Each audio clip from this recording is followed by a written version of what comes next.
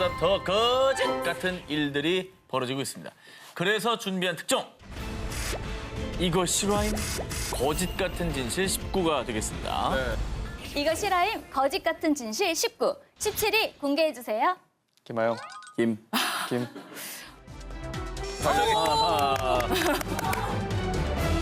박수 치게 되죠? 아, 네네. 적응 완료했어, 오자마자. 이렇게 반응이 자연스러울 수. 나만 아니면 바로 돼가 정했어. 우리 프로를 관통하는. 아, 이렇게 되네요. 우리 아이가 없어졌어요. 납치당한 건 아닐까요? 우리 애 좀 제발 찾아주세요. 하루아침에 사라진 호주의 한 소년. 소년을 찾기 위해 학교 선생님들 그리고 경찰들까지 출동했는데요. 자, 그런데 소년이 있던 곳은 호주에서 무려 약 5,000km나 떨어진 발리였습니다. 아니? 인도네시아 발리요? 네. 그럼 진짜 납치당한 거예요? 엄마 방학 때 발리 또 가요. 내 친구들 또 간대. 이번에 못 가. 얼른 들어가서 공부나 해. 자, 이렇게 지난 방학 때 갔었던 발리를 또 가고 싶었던 드류. 그런데 자신이 아무리 쫄라도 엄마가 단호하게 나오자 12살 드류는 그 누구도 상상하지 못한 엄청난 계획을 세웁니다. 바로 혼행. 혼자 여행을 가는 거였죠. 12살이면서요. 초등학생이에요. 와, 이거 가능해요? 자, 12살 드류의 나홀로 발리 프로젝트. 일단 여행에서 가장 필요한 게 바로 money, 돈이겠죠? 그럼요. 아주 그래서 대담하게 드류는 엄마의 카드를 슬쩍 하는데 성공합니다. 와. 숙소 어디 보자. 바다가 보이는 여기가 좋겠네. 오션뷰 죽이는데. 자, 이렇게 항공권은 물론 고급 리조트까지 예약 완료. 그리고 대망의 D-Day. 드류는 책가방 속에 수영복까지 싹 챙겨놨고요. 그 길로 학교 가는 척하면서 곧바로 기차를 타고 공항으로 직행. 자, 누가 상상이나 했겠습니까? 정말 아무 의심도 받지 않고 무사히 비행기에 탑승했고요. 시드니에서 퍼스 공항으로 간 다음 6시간 뒤 인도네시아 덴파사르 공항에 홀로 도착한 겁니다. 안녕하세요, 고객님. 그런데 혹시 혼자 오신 건 아니시죠? 아니요. 저희 누나가 곧 올 거예요. 자, 그리고 본격적으로 시작된 Let's Party, 드류스 타임. 에메랄드 바다에서 헤엄도 치며 자유를 만끽했습니다.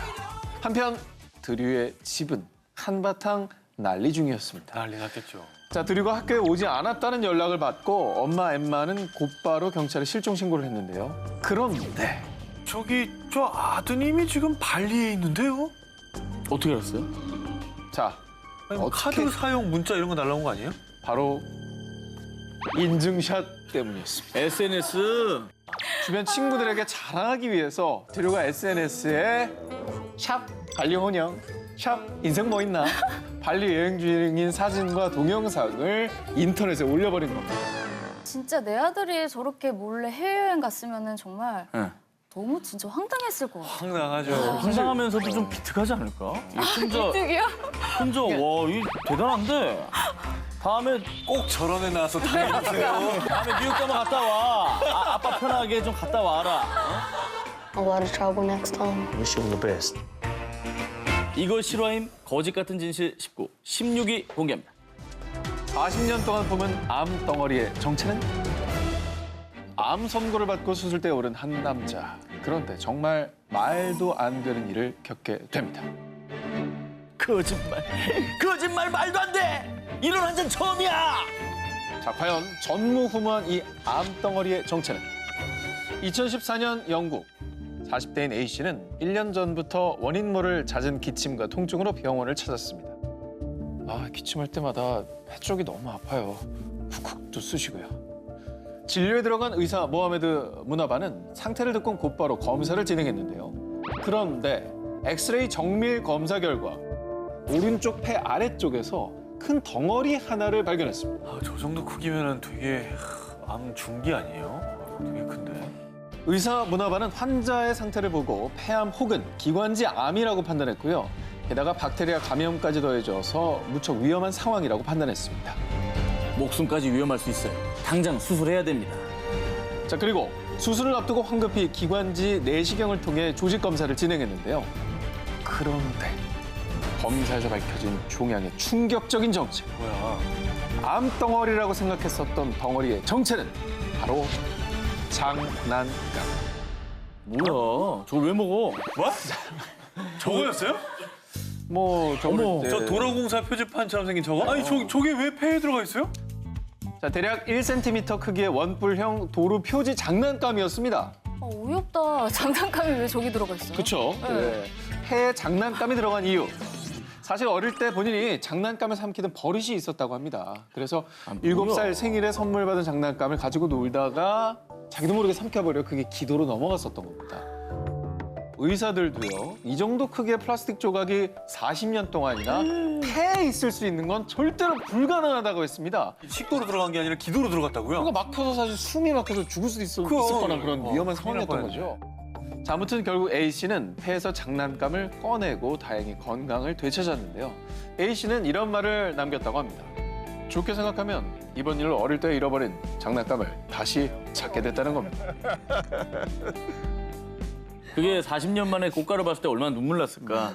내가 이거 가지고 놀았었지 하면서. 예. 추억 40년 만에 소환이네요. 딱 보면서. 참 안전하게도 보관했네요. 저기 너무 기계적으로. 정말 추억 소환이네요는 조금 AI입니다, AI. 내 목표는 1등. 1등만 치고 가면 된다 이거지. 이거 실화임? 거짓 같은 진실 19, 11위 공개합니다.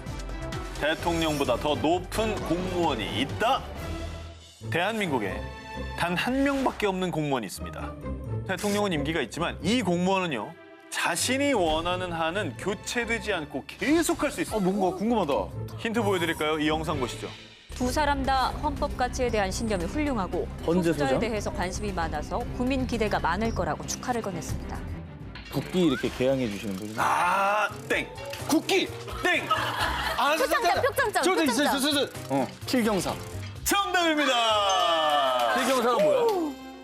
현재 3대째 필경사를 맡고 있는 김이중 사무관은요.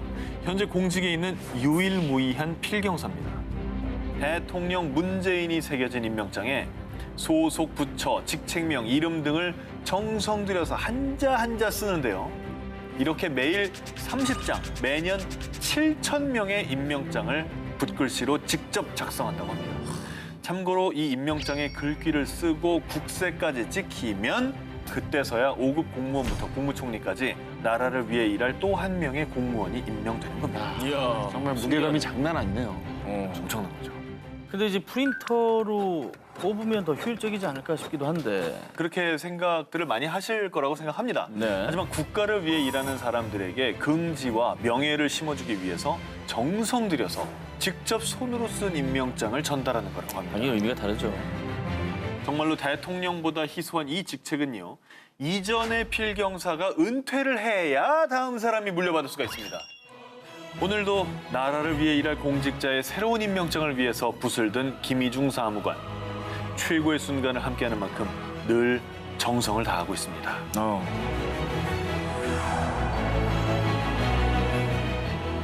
이거 실화임? 거짓 같은 진실 19, 6위 공개합니다. 영국 모모모를 위한 무료 자판기.